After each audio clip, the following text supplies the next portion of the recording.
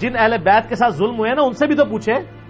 اہل بیت میں سے سنی ہو یا شیعہ سید جہاں پہ بھی موجود ہیں ان سے آپ پوچھیں کہ یہاں پہ محمد بن قاسم کیا لینے آیا تھا. وہ تو نہیں مانتے, وہ تو کہتے ہیں ہمارے ساتھ ظلم کیے, اور تاریخی کتابوں میں بھی موجود ہے, اور پریکٹیکلی حجاج ابن یوسف کا پورا کریکٹر ہے. اور سر جو اپنے ملک کے اندر 2 نمبری کر رہے ہیں اور دوسرے ملکوں میں جا کے ماشاءاللہ لوگوں کی حفاظت کریں گے, وہ یہ فٹ ہی نہیں بیٹھتا. تو سندھیوں کو پتا ہے کہ وہ کیا کر کے گیا ہے.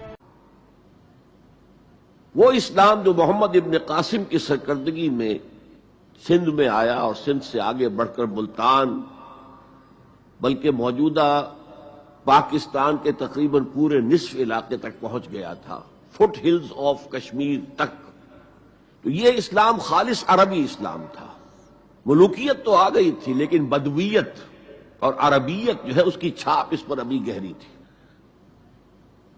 اور اس اسلام میں نہ ابھی فرقے تھے, نہ مسلک تھے, نہ حنفی, نہ مالکی, نہ شافعی, نہ حنبلی, نہ عقائد کے بارے میں بحثیں شروع ہوئی تھیں, علم کلام کی بحثیں ہوئی تھیں, نہ ابھی یونانی فلسفے اور منطق کا حملہ ہوا تھا, ابھی کچھ نہیں تھا. سادہ اسلام, اسلام اپنی اصل سادگی پر برقرار تھا. چنانچہ اس کی قوت تسخیر بڑی زبردست ثابت ہوئی, اور خاص طور پر محمد ابن قاسم جو نوجوان 17-18 برس کا نوجوان اور نہایت نیک اور پاک باز,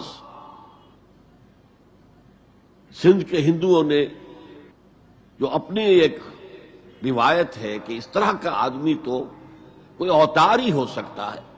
فارسی میں بھی کہا جاتا ہے کہ در جوانی توبہ کردن شیوے پیغمبر است. جوانی کے اس عمر میں بھی کوئی شخص پاک زندگی گزار رہا ہو تو یہ تو پیغمبروں کا طریقہ ہے. اور ہندوستان میں تصور پیغمبروں کا نہیں تھا, اوتاروں کا تھا.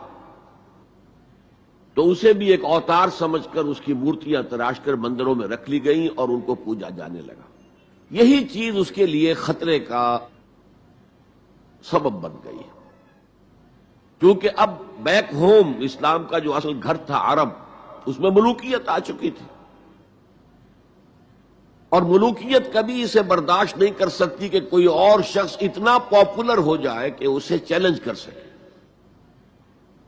لہذا محمد بن قاسم کو بلایا گیا اور شہید کر دیا گیا.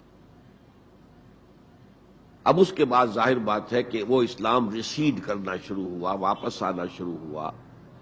اس کے کچھ اثرات اس علاقے میں رہ گئے, لیکن اسلام کی واپسی ہو گئی. یہ اسلام کا پہلا ورود تھا بر عظیم کی سرزمین پر.